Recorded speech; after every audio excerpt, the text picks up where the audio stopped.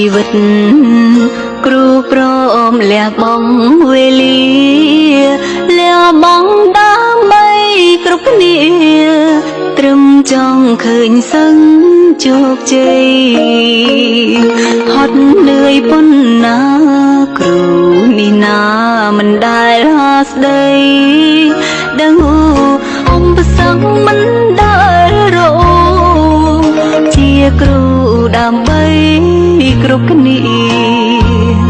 អប់រំកូនកូនពីលួងលោមចូលសាលាបេញដូងគ្រូក្នុងលោកាតែងចង់ឃើញសឹងជោគជ័យមានស្នាមមនុស្សគ្រូគ្មានសិទ្ធិកំណត់ដឹងត្រឹមអត់ដល់ជាទ្រព្យកំណំស្ពាយជាប់នឹងប្រា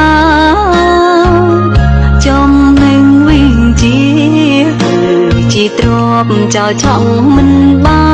នរូបទេឲ្យសឹងគ្រប់យ៉ាងជាទ្រព្យចោលប្រានពេញមួយជីវិតជាអ្នកអប់រំសង្គមត្រូវការពួកយើងទឿនសឹងឲ្យខំប្រឹងឡើងស្រោតផ្ដើមស្រូបយកវិជ្ជាព្រមពេលវេលា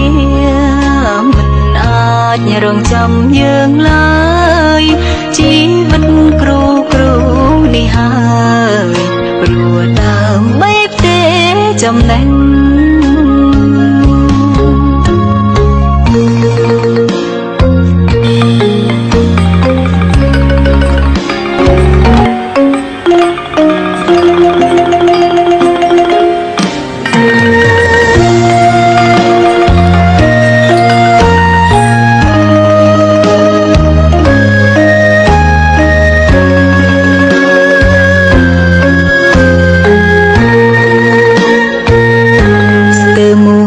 ជីវិតគ្រូព្រមលះបង់វេលា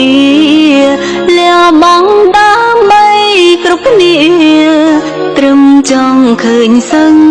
ជោគជ័យហត់នឿយប៉ុណ្ណាគ្រូ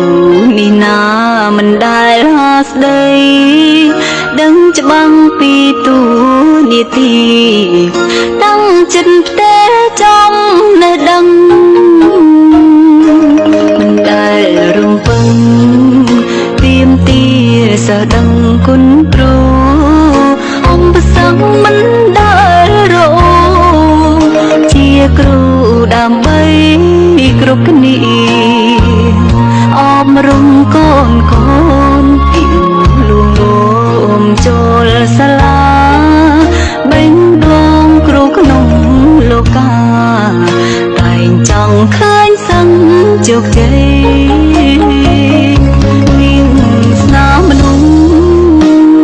គ្រូគ្មានសិទ្ធិកំណត់ដឹងត្រឹមអត់ដល់ជាទ្រព្យកំណំស្ពាយជាប់នឹងប្រាចំនឹងវិញជាទ្រព្យចោលឆក់មិនបានរូបទេឲ្យសឹងគ្រប់យ៉ាងជាទ្រព្យចោលប្រានពេញមួយជីវិត